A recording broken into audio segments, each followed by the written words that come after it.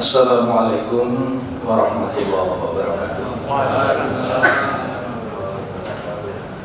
Alhamdulillahirabbil alamin. Nahmaduhu wa nasta'inuhu wa nastaghfiruhu wa nastahdihi wa natubu ilaihi wa na'udzu bihi min syururi anfusina wa min sayyiati a'malina.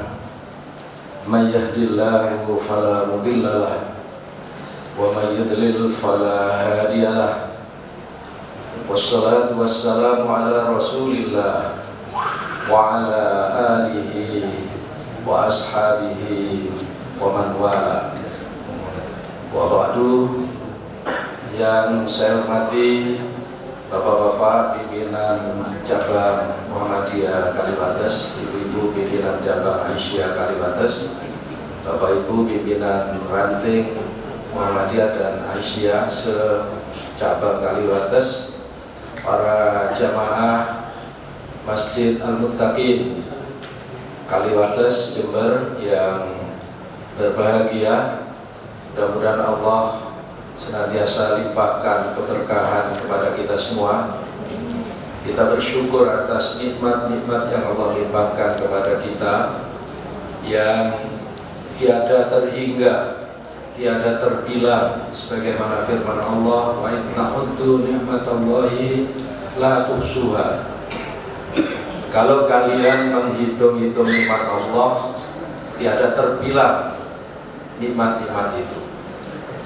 Yang kedua, kita ucapkan salawat dan salam, mudah-mudahan Allah senantiasa limpahkan kepada junjungan kita Rasulullah Muhammad Sallallahu Alaihi Wasallam.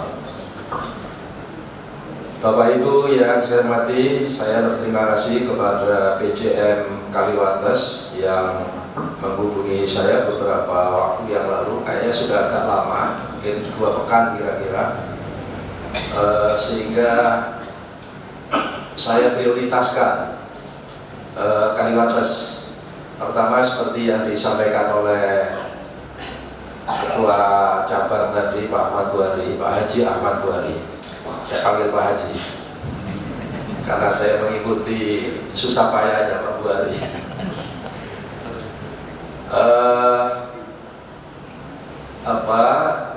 Kemarin saya lewat di depan sini bersama Sekretaris PP Muhammadiyah. Sebenarnya pagi ini tadi masih ada Sekretaris PP Muhammadiyah, tapi jam ini tadi mungkin Bapak melihat saya bekerja dengan handphone itu, saya sedang WA dengan beliau. Beliau sekarang sedang perjalanan menuju Jakarta.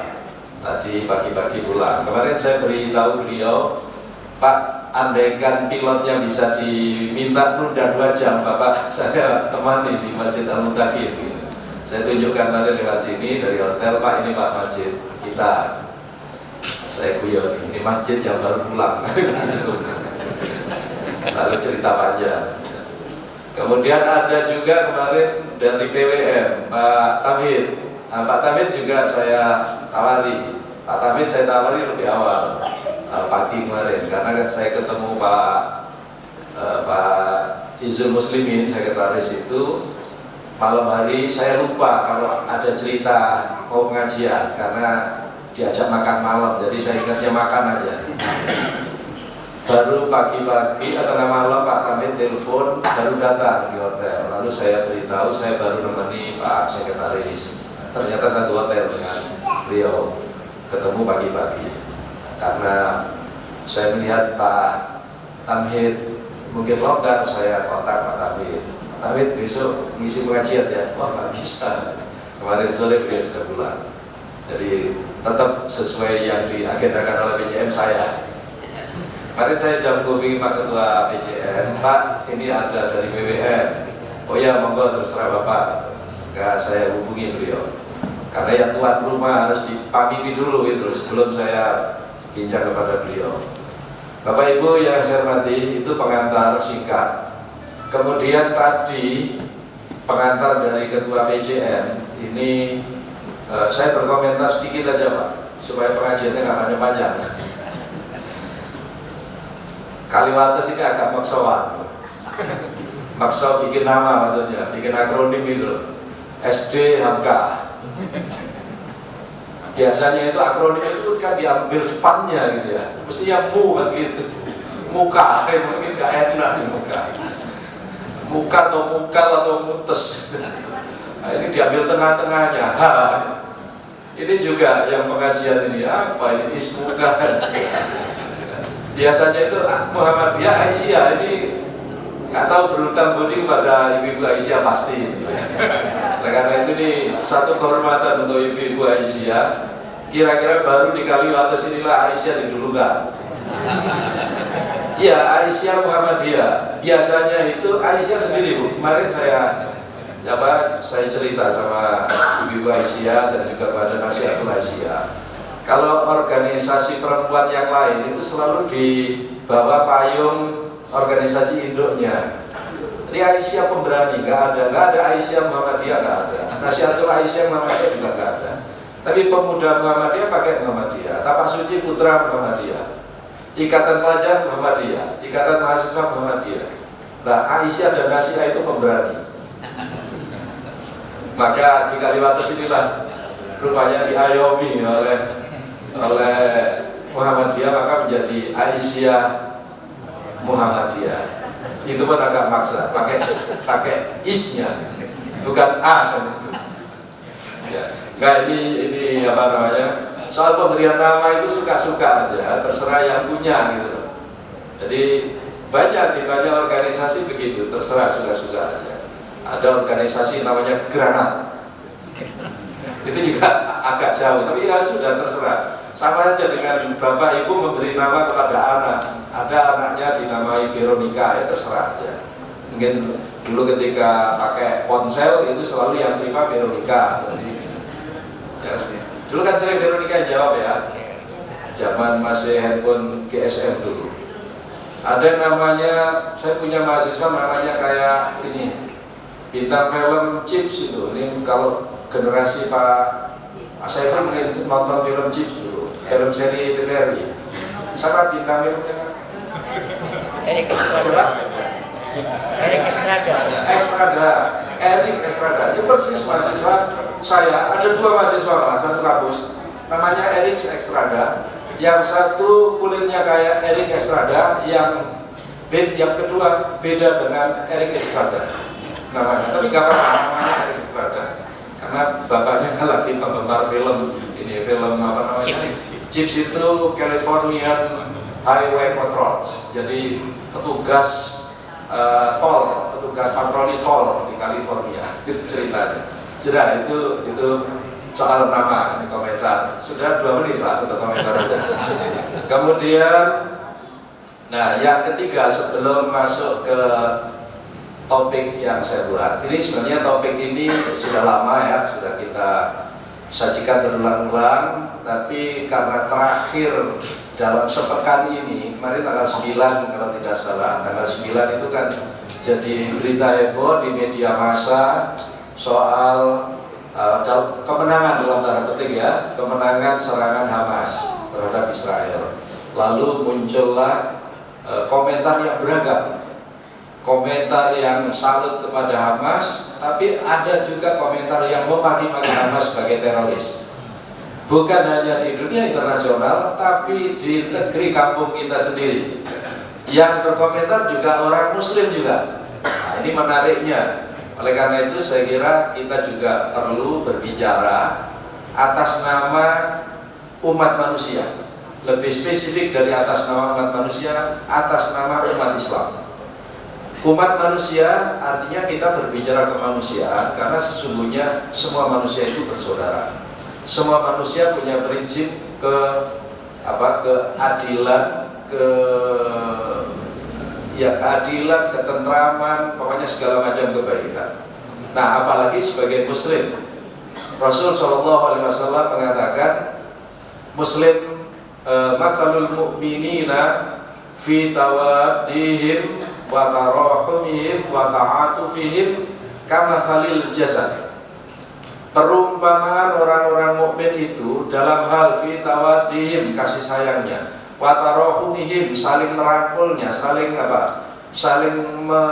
mengasihi, wa ta'atufihim, dan saling kepeduliannya, karena falil jasad, seperti satu tubuh.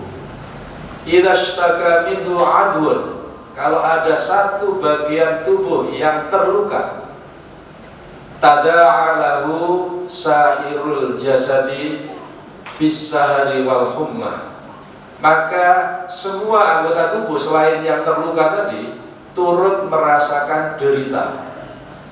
Deritanya diwujudkan bis-sahari wal hummah, terwujud dengan tidak bisa tidur. Tidak bisa tidur. Kalau bapak-bapak atau ibu-ibu, saya sebut ibu-ibu aja karena kami batas ya, Aisyah. Ibu-ibu misalnya pagi-pagi nyiapkan, bapak mau bikin medan jahe misalnya, ngiris-ngiris jahe, kena tangannya, terluka kan, ujung jari saja, sedikit saja, tapi semua badannya merasa tidak enak, kemudian malam tidur kelap-kelip ya, karena merasakan berita tadi. Bisa wal humma, demam. Nah, itu gambaran yang paling gampang diberikan oleh Nabi kepada kita. Jadi gambaran yang paling mudah seperti satu tubuh, hubungan antara satu orang mukmin dengan mukmin yang lain. Kalau ada satu yang terluka, maka yang lain turut merasakan. Bukan yang lain turut berjingkrak-jingkrak, bukan yang lain mengatakan rasain kamu ya jari, kenapa pagi-pagi kamu sudah mau diajak ngiris-ngiris jahe misalnya. Jadi enggak begitu, pasti merasakan. Ya ketika teriris tadi kakinya segera bergegas cari cari obat merah. Ya. Namanya obat merah ya. Itu merah. Ini kan kalau radang ini suka nyebut merah. Ya udah gampangnya obat merah. Karena awalnya warnanya merah, sekarang kuning tidak patah. Walaupun tidak menyebut mereknya. Baik, saya kira begitu Bapak Ibu sekalian. Kemudian, nah sebelum masuk lagi ke Palestina, ini cara pengiklan itu kan gitu ya. Jadi taruh sini. Maka tadi tidak saya tayangkan di awal. Tadi kan tayangannya baru lahan terbuka tadi ya, supaya fokus kepada sambutan Ketua PJN. Nah sekarang biar fokus ke situ, tapi coba perhatikan saya bicara. Insya Allah ada hubungannya dan penting. Beberapa waktu yang lalu, mungkin di media sosial kita menerima informasi bahwa bangsa Indonesia atau rakyat Indonesia atau orang Indonesia itu adalah orang-orang yang dermawan. Pernah mendapat di medsos itu? Yang mengukur itu adalah namanya lembaga Charities Aid Foundation. Charities Aid Foundation, yayasan bantuan amal. Lembaga itu, kemudian lembaga itu merilis sebuah indeks atau sebuah pengukuran ya, namanya World Giving Index, yaitu indeks memberi atau indeks itu ya, pokoknya ukuran memberi di seluruh dunia. Jadi bangsa-bangsa atau rakyat di seluruh dunia itu diukur, disurvei. Nah ternyata di sana menempatkan orang Indonesia itu pada peringkat nomor 1 kedermawanannya. Diukur dari 3 aspek. Pertama, suka menolong orang yang tidak dikenal. Kalau kita kaitkan dengan Palestina, siapa di antara rakyat Palestina yang kita kenal? Gak ada. Nah, itu boleh jadi itu. Ini masuk ke sini nanti. Yang kedua, suka berdonasi, suka berinfak, baik berinfak yang melalui kotak. Ini tadi ada tempat minum yang beda. Tapi yang dimasukkan uang tadi Pak. Kalau dulu itu bawa kendi yang dimasukkan air susu kambing dulu. Tapi karena semua orang berpikir ini semua kambing ini, ada satu yang biar kelihatan tangan saya masuk juga, ternyata yang dibawa air putih gitu. Ternyata semua orang berpikir begitu, akhirnya satu kendi itu isinya air putih semua. karena semua berpikir orang lain sudah memberi gitu. Nah, ini ternyata itu anekdot saja. Tapi yang benar adalah orang Indonesia itu suka berderma, suka berdonasi. Ya, berdonasi dalam bentuk macam-macam, yaitu zakat, ya infak, ya sedekah. Itu bahasa Inggrisnya kan nggak kenal itu ya. Pokoknya ada donasi, mereka mengenal ada donasi wajib, ada donasi sukarela gitu. Tapi dalam Islam kita mengenal ada zakat, ada infak, ada sedekah. Meskipun kata sedekah itu bisa bermakna zakat, bisa bermakna infak gitu ya dalam Al-Qur'an. Tapi kita mengenal dalam terminologi bahasa Indonesia ada 3 itu. Yang ketiga yang diukur adalah kerelaan untuk menjadi relawan. Menjadi relawan. Orang Indonesia itu mudah menjadi relawan, dan terutama meningkatnya ini kan diukur pada tahun 2021. Nah 2021 kita masih berada dalam suasana COVID kan. Kemarin dalam suasana yang sulit itu banyak orang rela menjadi volunteer, menjadi relawan. Jadi relawan masuk, kalau di Muhammadiyah itu masuk di RDMC, nanti menjadi relawan penggali kubur, menjadi relawan macam-macam itu. Pada suasana yang genting itu ternyata orang Indonesia banyak. Sehingga dalam skor ketiga-tiganya itu orang Indonesia meraih skor 68%. 68% itu artinya dari 100 orang ada 68 orang yang mempunyai jiwa seperti itu. Khusus untuk yang donasi itu peringkatnya sangat tinggi, 84%. Jadi orang Indonesia rata-rata kalau ada 100 orang itu 84 orang yang berdonasi. Tidak ditanya berapa donasinya. Anda mendonasikan berapa? Ada yang 2.000, ada yang juga 200.000, ada bahkan yang mungkin lebih dari itu. Tapi yang penting itu ada jiwanya. Jadi yang diukur jiwanya.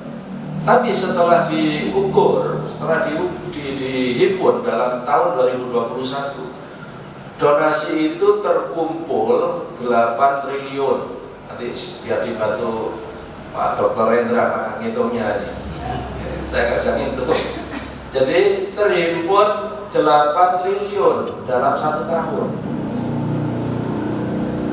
Itu donasi yang ditanyakan melalui survei tadi. Tetapi secara akademik itu apabila diefektifkan dan nanti akan dilakukan secara digital, maka donasi umat Islam Indonesia itu, tidak disebut umat Islam tapi rakyat Indonesia, karena tadi tidak ditanyakan agamanya apa, itu bisa berjumlah 233 triliun kalau sudah didigitalisasi. Apa maknanya?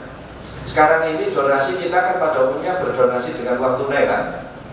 Kalau uang tunai kan pasti kalau kita punya uang di kantong ini, pasti kita, bukan pasti, pada umumnya lihat dulu, ada yang merah, ada yang biru, ada yang hijau.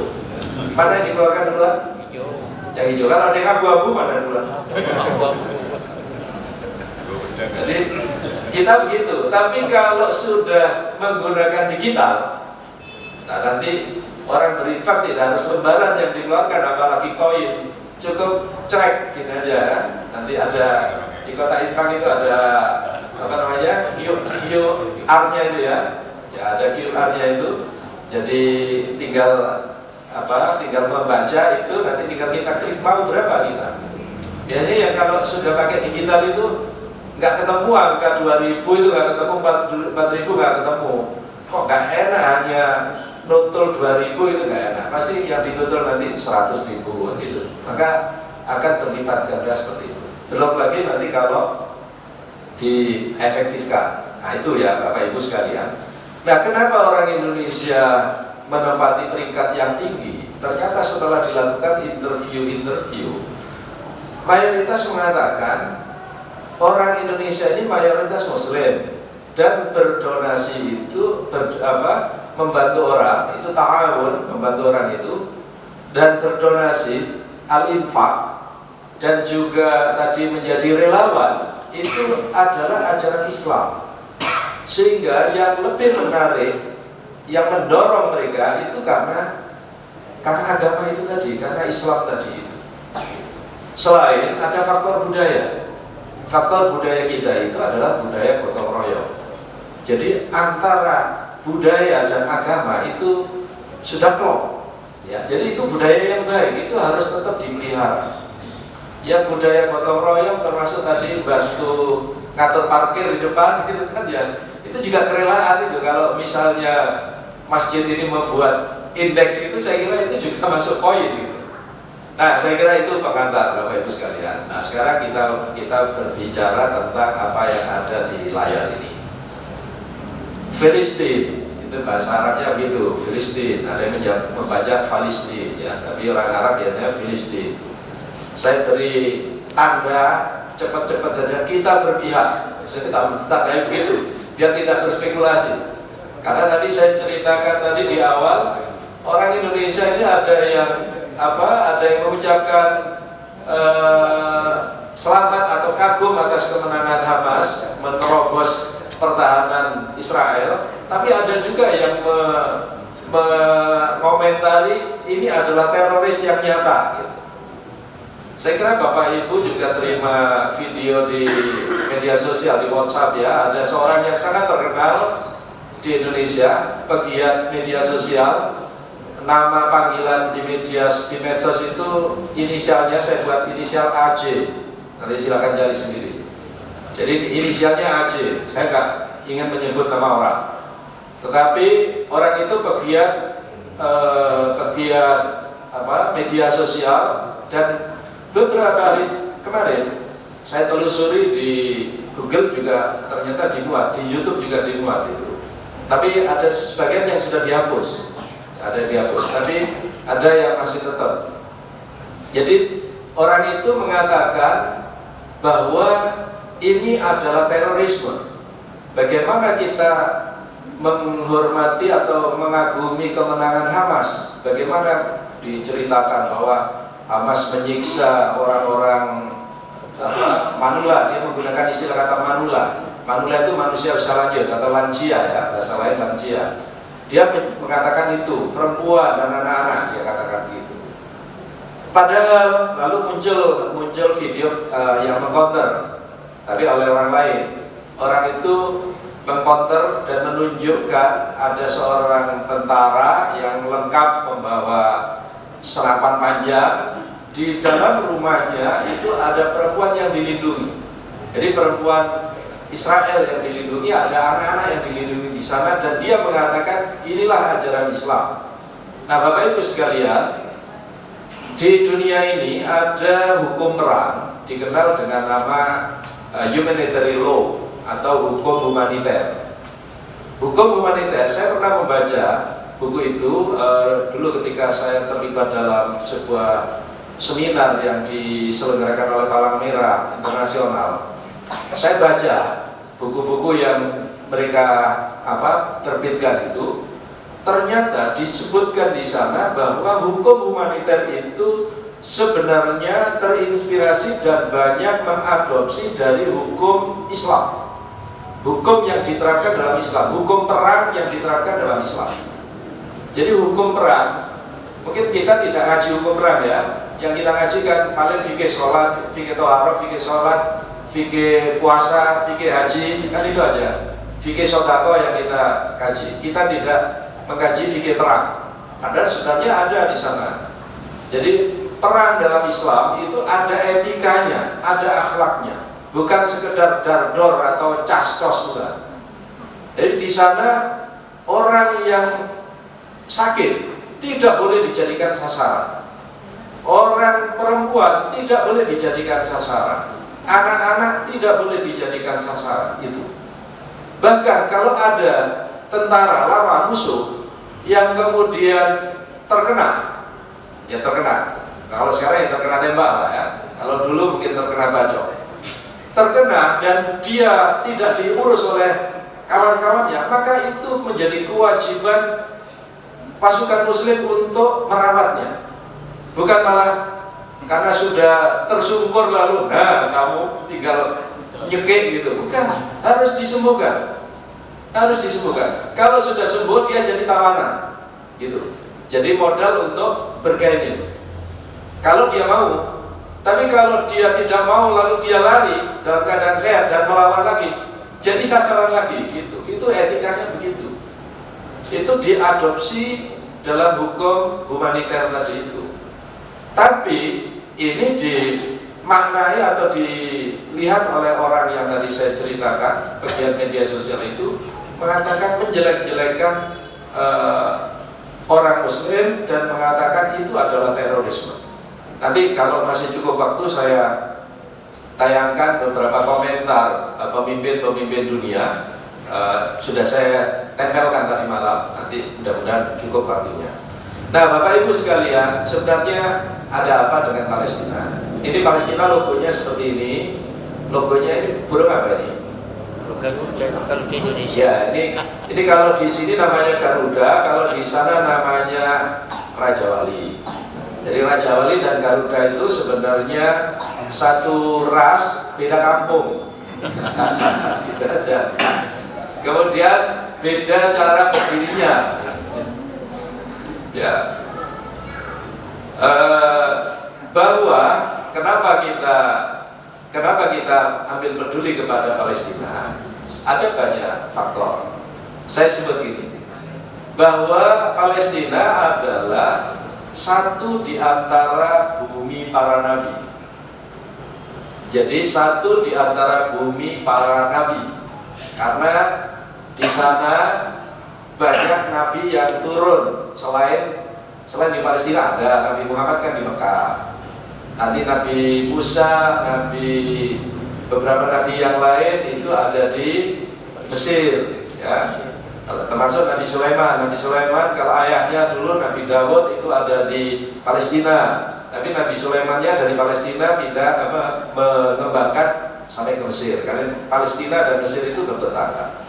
Tetapi bagi kita setidaknya kita melihat bahwa di dalam surah Al-Isra ayat 1 itu disebutkan di sana ada Al-Masjidil Aqsa. Selain juga ada Al-Masjidil Haram yang disebut di dalam Subhanalladzi asra bi 'abdihi lailan minal Masjidil Haram ilal Masjidil Aqsa. Al-Masjidil Haram itu yang di Mekah, Al-Masjidil Aqsa ini yang di Palestina. Jadi setidaknya kita punya keterpanggilan untuk ini. Itu ketika kita membicarakan tentang Palestina. Ini ayatnya nanti saya kira semua kita sudah membaca. Nah Bapak Ibu sekalian, kalau gambar Palestina itu ada Al-Masjidil Aqsa.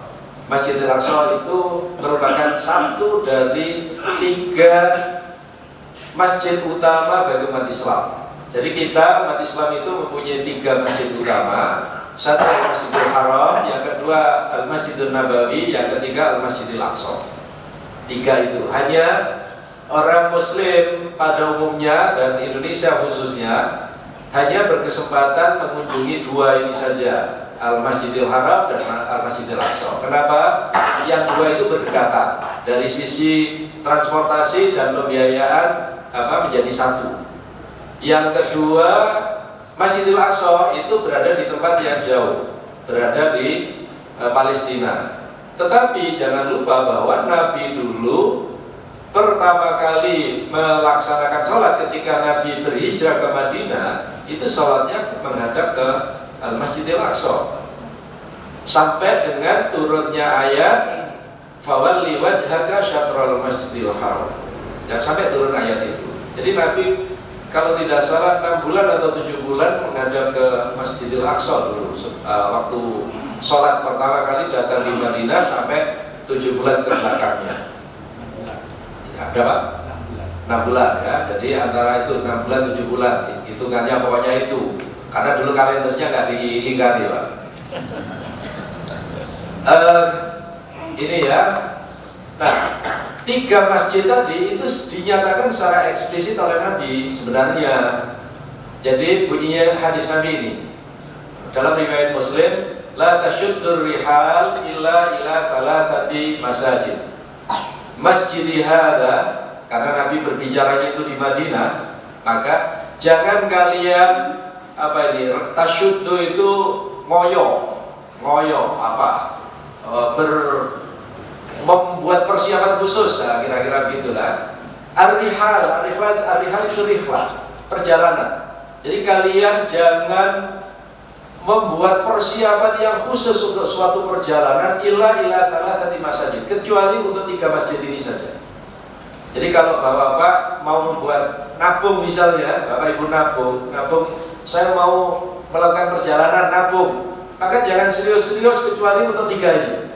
Jadi ada yang mau ke Singapura, ada yang mau ke Amerika, ada yang mau ke Papua Nugini misalnya. Itu nomor 2. Maka dulukan yang nomor 1. Ini kalau mengikuti hadis Nabi ini, ya, la tasyuddul rihal. 3 itu mana saja. 1 ila masjidi hadza, masjidku, yaitu Masjid Nabawi di Madinah. Sekali lagi karena Nabi menyampaikan itu di Madinah, maka tentu bicara dari yang paling dekat. Wal Masjidil Haram, dan ke Masjidil Haram di Mekah. Mekah itu ada di selatan Madinah, jadi Madinah ada di utara. Dan ilal Masjidil Haram, wal Masjidil Aqsa ada di utaranya lagi, di utara Madinah. Masjidil Aqsa itu agak jauh. Ini secara eksplisit, jadi Masjidil Aqsa itu disebut oleh Nabi. Walau tidak menyebut kata Palestina, karena boleh jadi nama Palestina itu agak baru atau dulu tidak begitu dikenal. Dulu nama nama negeri itu adalah Syam, namanya dulu. Palestina itu merupakan salah satu wilayah dari Syam.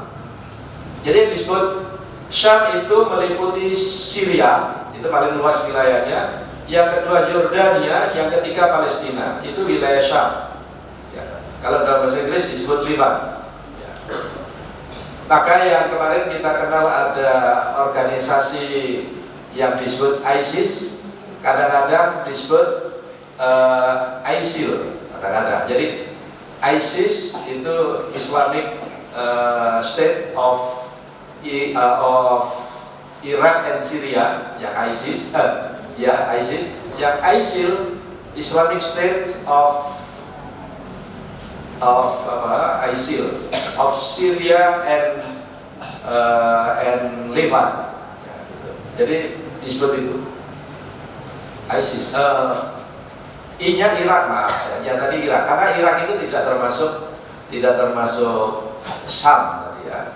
Nah, Bapak Ibu sekalian, tidak saya ingin mempersingkat. Inilah diantara nabi-nabi yang tinggal di Palestina. Di antara Nabi Ibrahim, umatnya dulu disebut umat Kaldan. Lalu putra Nabi Ibrahim yaitu Nabi Ishak disebut kaum Kan'an, umatnya. Lalu putranya lagi Nabi Yakub, kaumnya juga disebut Kan'an. Lalu Nabi Daud, ya Nabi Daud, ini yang disebut Raja Daud itu, umatnya disebut Bani Israel. Nah, nanti saya akan bicara antara Bani Israel dengan Israel yang sekarang. Israel nama negara atau nama bangsa yang menamakan diri Israel sekarang. Kemudian Nabi Sulaiman itu putra Nabi Daud, itu juga di Palestina dulu. Kemudian Nabi Zakaria, ya,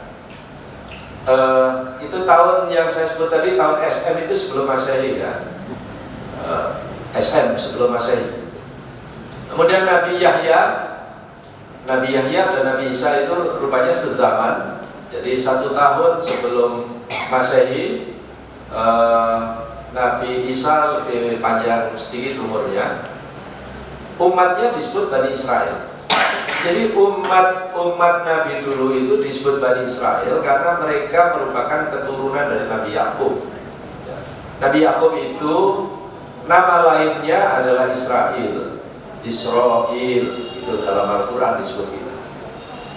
Illa ma harrama Israilu ala nafsihi, itu berkaitan dengan dengan makanan. Jadi makanan dulu semua dihalalkan oleh Allah untuk Bani Israel, kecuali makanan yang diharamkan sendiri oleh Nabi Yakub. Jadi kecuali Nabi Yakub nanti mengatakan tidak boleh yang ini. Jadi Israel itu aslinya Nabi Yakub, kemudian umatnya dinamai Bani Israel. Kalau di kita ya, di Indonesia yang muda, Bapak-bapak orang Jawa, orang Madura mungkin tidak punya marga, tapi orang Minang, orang Batak, orang Sulawesi, orang Bugis itu punya marga. Nah, marga itulah yang disebut bani-bani, itu marga itu asalnya. Jadi kalau ada marga Simatupang, ada Silalahi, ada si Kura-kura, ada Simanjuntak, ada lagi apa? Raja Guguk. Ada Raja Guguk, ada, iya betul, betul. Ada Raja Guguk, ada Pasar Ibu. Nah, jadi, iya betul, bukan Pasar Ibu, bukan Pasar Ibu. Ada yang Panjaitan, bukan Taylor. Ada. Itu nama marga. Nah, ini kalau dalam bahasa Arab itu disebut bani-bani itu. Ya, jadi bani.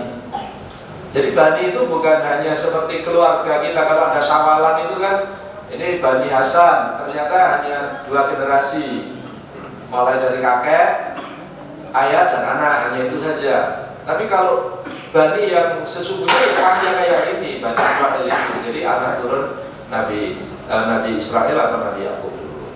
Bapak Ibu sekalian, sudah masuk ke Palestina, ini petanya.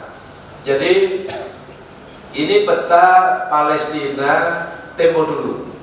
Ya, yang putih itu Palestina tempo dulu.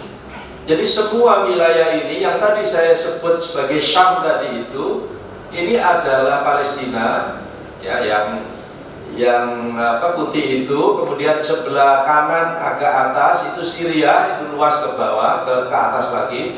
Kemudian sebelah kanan dari Palestina itu adalah Yordania, sekarang kerajaan. Nah, semua 3 itu dulu adalah Syam. Ya, kalau Bapak Ibu membaca sejarah, Nabi dulu diajak pamannya berdagang, itu sampai ke Syam, sampai ke sana itu. Kalau lihat di peta berikut ini petanya, Nabi itu ada di Mekah, Mekah itu ada di bawah itu. Sebenarnya saya bawa pointer tapi nggak usah saya berdiri ke sana, nanti kelamaan. Jadi kemudian Syrianya ada di atas itu. Coba perhatikan perjalanan Nabi tempo dulu itu ya. Itu Nabi waktu itu nggak naik kereta, Pak. Nggak naik kereta, belum ada ojek. Jadi ya naik apa namanya? Kuda kecil itu apa? Keledai, ya, naik keledai atau naik onta. Itu perjalanannya segitu panjang. Sudah, itu singkat saja. Kemudian ini kalau kita lihat perkembangan Palestina, mohon maaf ada yang bertulis Latin, ada yang bertulis Arab karena saya mengambil gambar ini dari berbagai sumber ya. Nggak gambar sendiri, nggak bisa gambar saya. Nah, kemudian Palestina ini dalam yang gambar yang kanan, sebelah kanan itu ya. Yang kuning itu, yang kuning disebut West Bank, itu tepi barat atau kadang disebut tepi barat Sungai Jordan. Kemudian yang kuning di samping sebelah kiri itu Gaza Strip atau jalur Gaza. 2 itu. Jadi nanti kenapa Palestina yang tadinya polos semua sebelah gambar yang sebelah kiri itu kan semuanya dulu Palestina. Tapi kenapa kok kemudian terbagi menjadi 2? Yang kosong itu tengah-tengah antara kuning itu menjadi Israel. Ya, ini ceritanya ada di situ. Jadi sejatinya wilayah itu dulunya adalah wilayah Palestina semuanya. Tapi kemudian karena ada persoalan yaitu perang, maka perang dunia, kemudian oleh pemenang perang dalam ini koalisi Barat, lalu dibagi. Maka yang kuning itu untuk orang Palestina Arab, disebut itu dulu awalnya. Kemudian yang abu-abu atau yang putih itu disebut orang Yahudi Arab, awalnya dulu gitu. Tapi dalam perkembangannya kemudian bermacam-macam. Nah ini coba kita lihat ya. Ini awalnya dulu, ini tahunnya agak panjang, 1918 itu berarti Perang Dunia Pertama, ya, selesainya Perang Dunia Pertama. Sampai dengan 1947 itu terjadi imigrasi orang-orang Yahudi dari Eropa. Yang memfasilitasi adalah Inggris. Jadi orang dari Eropa diimigrasikan, transmigrasi. Kalau transmigrasi kata guru bahasa Indonesia itu perpindahan antar pulau dalam satu negara. Kalau imigrasi itu bermigrasi, imigrasi itu antar negara, ya. Jadi intinya pada migrasinya itu perpindahan. Jadi dari Eropa mereka masuk ke wilayah yang itu tergambar biru-biru itu, sama birunya ya, biru asli biru ya, bukan biru daun. Berada di sana awalnya dulu. Kemudian coba kita lihat perkembangannya. Ini perkembangannya dari tahun ke tahun. Bapak Ibu sekalian, perkembangannya ini data agak lama, tahun 2000 ya. Saya belum punya data terbaru, tapi nanti ada gambar terbaru sedikit saja. Yaitu kehilangan tanah Palestina dalam rentang tahun 46 sampai tahun 2000. Itu kita bisa lihat, yang bergambar hijau itu adalah Palestina, yang putih itu Zionis, Israel. Jadi kalaulah karena akibat perang itu resmi kemudian tanah pihak yang kalah itu dikuasai oleh yang menang, yaitu oleh koalisi Eropa, maka sebenarnya wilayah Israel itu hanya berada di seperti yang lajur pertama itu, hanya sedikit itu saja. Tapi apa yang terjadi? Yang terjadi kemudian PBB di tahun 47 ternyata berpihak kepada orang-orang Eropa Zionis tadi itu dengan mendirikan the Jewish State, yaitu negara Yahudi. Akhirnya menjadi seperti di kolom nomor 2 itu. Kemudian begitu perkembangan selanjutnya, semakin hari semakin hilang. Itu Palestina yang masih hitam di atas itu, yang hijau di atas, kemudian hilang. Lalu perkembangannya di tahun 2000, coba lihat Bapak Ibu, terjadi penyusupan. Penyusupan itu mungkin kalau kita bayangkan ini Pak, gampangnya ya, ini kan di Tegal di Talang Sari atau Jember. Gampangnya gini kira-kira. Ada tanah kosong, lalu ada orang bikin warung tenda.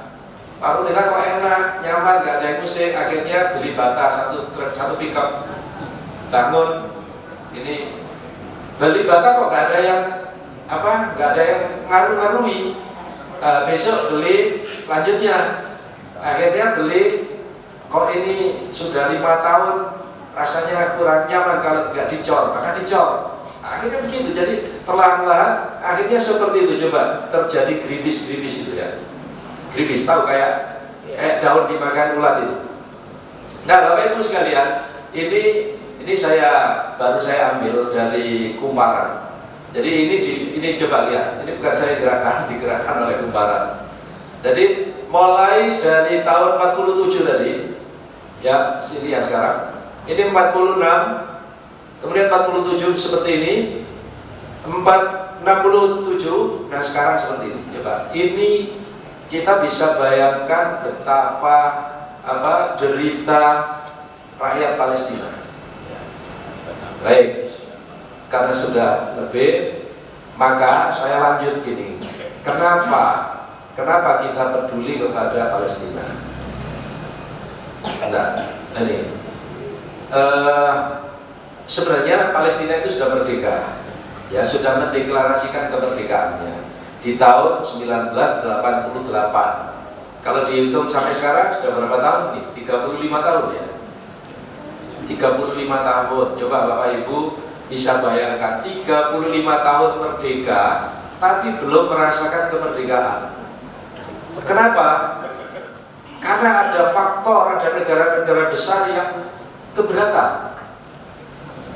Kenapa mereka keberatan? Banyak faktornya ya. karena politik, bisa juga karena ekonomi, faktor ekonomi. Negara-negara besar yang memproduksi senjata itu kan perlu uji coba senjatanya. Seperti ibu-ibu itu loh, kalau bikin kue, mau dagang kue kan pertama diberikan kepada tetangga-tetangga. Iya Bu ya, pada tetangga, pada tamunya. Kalau bahasa sekarang kan sampel kan gitu ya. Ada yang dorong sini, ada pengajian misalnya aja, tapi bukan di sini. Misalnya, oh ini dagangannya Bu Fatimah, mohon maaf kalau ada Bu Fatimah. Ini dagangannya Bu Fatimah, nanti barangkali ada jamaah yang punya hajat tasyakuran bisa pesan dengan harga khusus karena jamaah al-mutakin misalnya gitu. Caranya begitu. Nah, negara-negara yang punya industri alat perang itu kan harus selalu diupdate dengan perkembangan ilmu dan teknologi. Lah cara mengupdate-nya gimana? Cara mengupdate-nya yang lama ya harus dikosongkan gitu. Nah dikosongkan di mana? Masa ditembakkan ikan di laut? Nah, maka dicarilah mana wilayah yang kira-kira geger gitu ya, jadi dikompor-komporilah dari belakang gitu supaya itu terus terjadi. Maka kalau selagi masih ada industri militer, maka kira-kira ini hukum alamnya adalah akan selalu ada perang militer gitu. Jadi akan selalu ada perang militer selagi masih ada industri itu. Kecuali kalau semua nanti industri militernya diganti dengan persenjataan yang lain, ya akan terjadi seperti itu. Nah, sampai dengan hari ini, hari kemarin maksud saya, ini karena data yang saya pegang, itu sebenarnya Palestina itu sudah mendapat pengakuan dari banyak negara. 136 negara sebenarnya sudah mengakui kemerdekaan Palestina. Ya. Tetapi ternyata yang dihadapi Palestina adalah negara yang sangat kuat atau rakyat yang sangat kuat. Jumlahnya tidak banyak.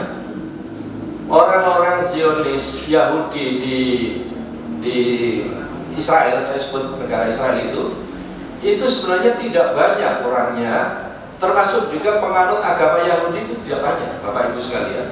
Di dunia ini penganut agama Yahudi itu 0,02% kalau tidak salah, 0,02%. Kalau di Amerika itu hanya hanya mungkin 1% di Amerika, tidak banyak. Sementara pokoknya yang masih lebih banyak umat Islam di Amerika itu juga. Saya lupa angkanya, tapi saya punya data. Kalau orang Protestan itu sampai 35%, orang Protestan, kemudian orang Yahudi itu kira-kira 6%. Orang Muslim itu sekitar berapa ya? Muslim dan Buddha itu sama jumlahnya di Amerika. Kalau Hindu lebih bawah sedikit.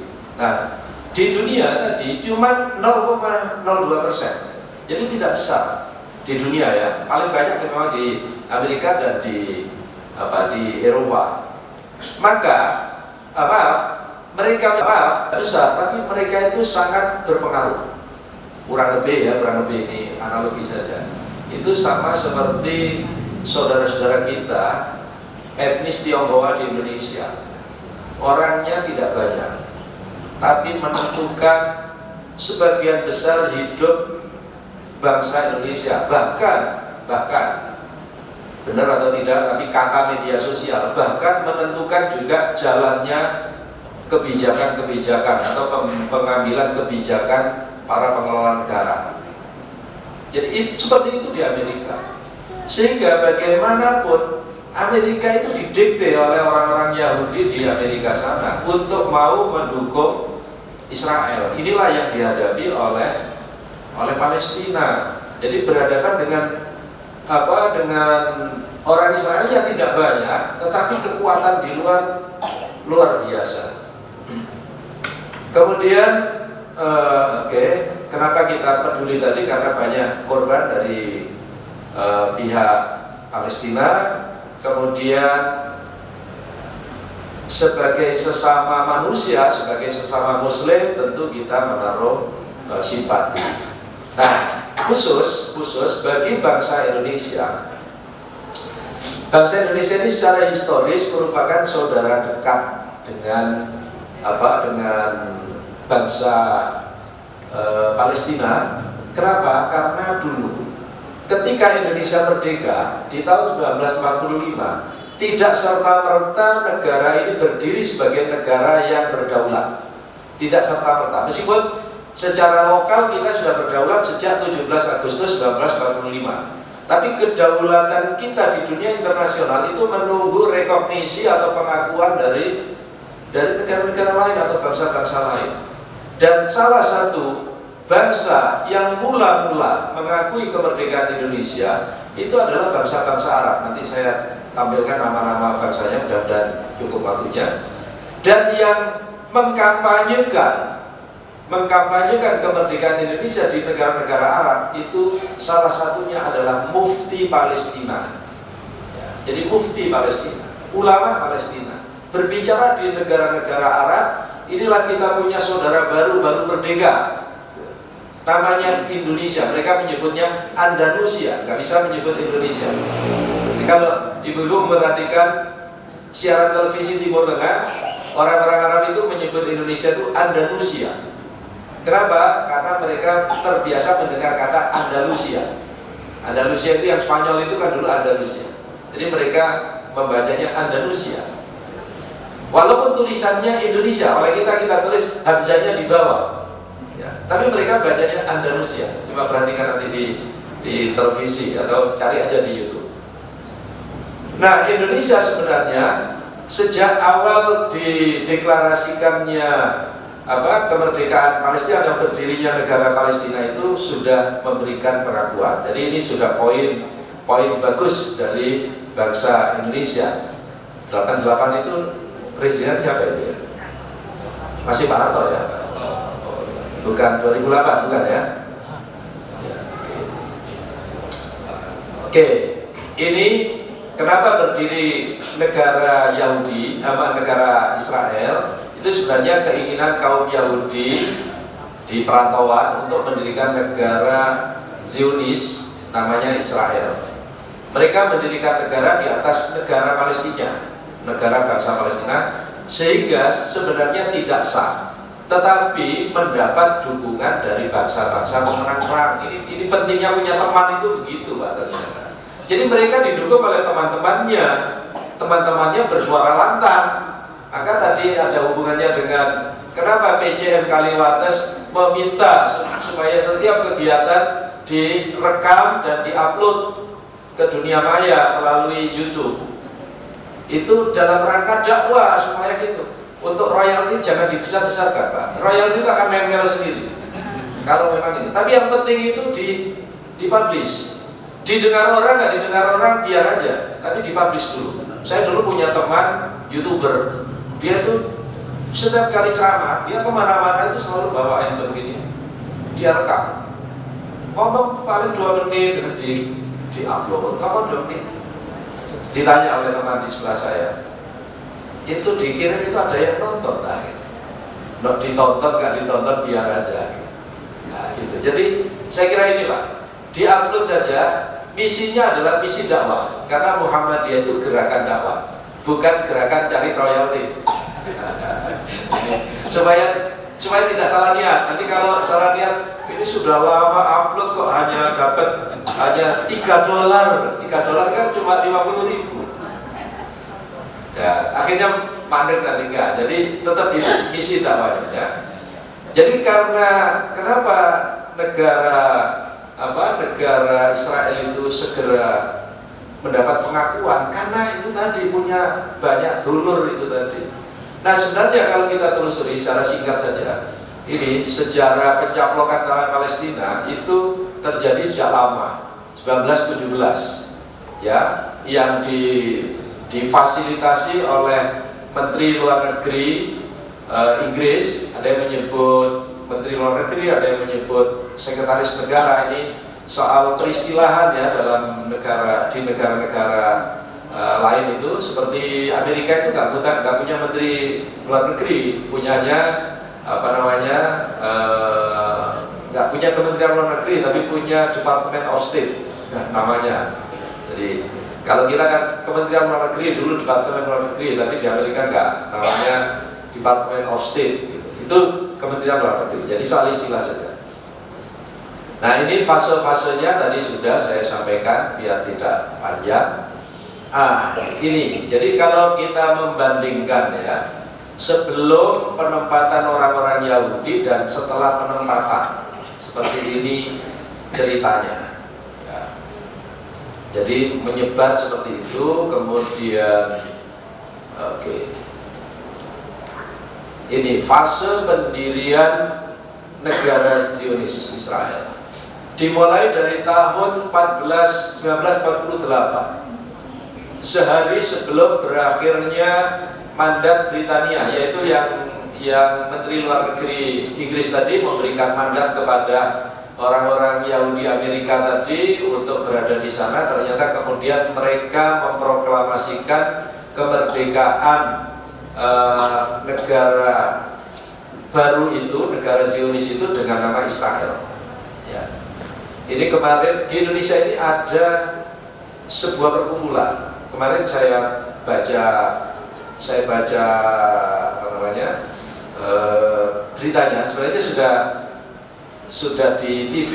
Saya ini nggak nonton TV Pak, nontonnya di rekaman TV. Ada seorang perempuan, dia menginisiasi mendirikan sebuah lembaga. Dia mengatakan untuk memberikan pelajaran kepada rakyat Indonesia tentang sejarah yang sebenarnya konflik Israel Palestina. Nah, dia katakan dia hafal betul dengan angka-angka ini. 14 Mei 1440 dan 1948 itu, dia katakan itu sebagai negara resmi gitu. Jadi karena Israel itu sudah resmi, sehingga mereka mengatakan kemarin yang terjadi serangan Hamas itu adalah terorisme. Jadi itu mereka tidak mengatakan bahwa yang teroris sesungguhnya adalah yang menyerobot itu, tidak mengatakan itu. Nah, inilah pentingnya untuk mengunggah opini, ya, untuk membantu pihak yang terdolimi gitu. Maka sebenarnya tadi saya ingin mengisi pengajian berkaitan dengan dengan kesukaan berderma tadi saja, tapi kemarin kok saya mau mendengarkan penting untuk berbicara tentang Palestina, maka saya bicarakan Palestina. Nah, kedatangan Yahudi perantauan yang dari Eropa dan dari Amerika itu terjadi besar-besaran, maka kemudian disusul dengan terjadinya perang Israel dan Arab. Jadi dulu nama perangnya perang Israel dan Arab, belum Palestina. Nah, ini ya perkembangan Palestina yang sebelah kanan itu, yang di panah itu, tadi sudah saya tayangkan ya. Jadi yang merah besar itu adalah tepi barat Sungai Jordan, kemudian yang merah kecil itu jalur Gaza, segitu. Sudah, saya kira ini 3 tempat suci tadi sudah. Nah, ini sekarang sebenarnya ini nama Israel untuk negara itu sebenarnya sebagai nama yang diambil secara ilegal, karena nama itu memang sengaja dipilih oleh orang-orang Yahudi, orang Zionis itu, untuk menisbatkan diri mereka kepada Bani Israel. Bani Israel itu artinya kan orang-orang Israel. Jadi orang-orang Israel, orang-orang yang bermarga Israel tadi itu, bermarga Nabi Yakub tadi itu, supaya mereka itu mendapat pengakuan dari seluruh pengikut Alkitab, kitab-kitab Samawi, maka mereka menamakan dirinya sebagai bangsa Israel dan negaranya dinamai negara Israel. Jadi sebenarnya pengambilan itu adalah pengambilan apa ya, itu kan model-model banyak di lingkungan di Indonesia juga ada kelompok aliran kepercayaan menyebut diri Islam sejati. Pernah dengar kan? Ya. Islam sejati tapi tidak sejati, justru itu yang palsu gitu. Mereka pakai nama Islam sejati. Ada kelompok yang menyebut diri Ahlul Quran. Kenapa? Karena mereka tidak mau hadis, hanya mau pakai Quran saja. Padahal kalau dia betul-betul Ahlul Quran, harusnya juga menerima hadis, karena Al-Quran menunjuk Nabi itu sebagai panutan gitu. Jadi nama-nama seperti ini kan nama akal-akalan lah ya. Sama dengan ada warung dagangannya mahal tapi diberi nama warung murah gitu. Ya, warung masakannya nggak enak tapi diberi nama Niki Eco. Kira-kira kayak begitu. Jadi ya ini model menyebar opini supaya itu terekam kepada orang-orang yang beragama Samawi, orang Yahudi, orang Kristen dan orang Islam itu. Jadi itu cara mereka. Nah, Bapak Ibu sekalian, ini tadi yang sudah saya tayangkan tadi, keberadaan negara Israel dan Palestina sampai dengan sekarang. Saya kira demikian, karena sudah hampir jam 7:30, saya ingin mengakhiri pesan dari pengajian ini tadi adalah karena yang pertama tadi itu dimulai dari kegemaran berderma, kegemaran berdonasi, kegemaran membantu, kegemaran menjadi relawan. Maka nanti kalau kita ini bisa berdermalah untuk Palestina, jadilah relawan Palestina. Kalau kita tidak bisa, doakanlah. Kalau kita tidak bisa dan orang lain bisa, jangan diolok-olok orang lain itu. Wis bosen ta urip, jangan gitu. Ya. Lalu kalau ada orang nyumbang koyok tombone wis sugih kabeh, tidak usah begitu. Jadi kadang-kadang ini ada orang berpikir begitu, sama seperti Muhammadiyah ini bangun mendirikan universitas di Malaysia, mendirikan sekolah di Australia. Ada yang komentar gini, di Kaliwates saja sih golek-golek duit sudah. Kaliwates itu ilmunya apa Pak? Investasi yang imbalannya 700 kali bahkan lebih. Di mana itu di dunia nggak ada investasi yang segitu. Maka segeralah yakin bahwa itu investasi akhirat. Karena bunyinya fikul li subulatin mi'atu habbah, gitu kan. Saya kira demikian, terima kasih, mohon maaf barangkali ada hal yang kurang jelas dari apa yang saya sampaikan tadi. Mudah-mudahan Allah memberkahi hidup kita dan memberikan kemudahan kepada kita, dan kita bangsa Indonesia mudah-mudahan senantiasa berada dalam kebaikan, senantiasa berada dalam keamanan, senantiasa berada dalam kerukunan. Meskipun media sosial kadang-kadang panas, kadang-kadang dingin, kita nggak perlu ikut panas dingin, dan kita juga tidak perlu ikut manas-manasi kalau suasananya dingin. Jadi kadang-kadang itu ada yang tidak tahu isi pesan tapi share gitu aja. Jadi ada tukang share, tukang bagi. Nah, kalau ingin jadi tukang bagi ya bagi yang bisa dibagi ya. Jadi kayak sekarang ini ada konsumsinya rupanya, jadilah tukang bagi kayak gitu. Bukan bagi bagi isi WA yang tidak jelas lalu dibagikan ke sana kemari. Ya, mudah-mudahan kita diampuni oleh Allah Subhanahu wa taala. Aqulu qouli hadza wa astaghfirullah li wa lakum. Wassalamualaikum warahmatullahi wabarakatuh.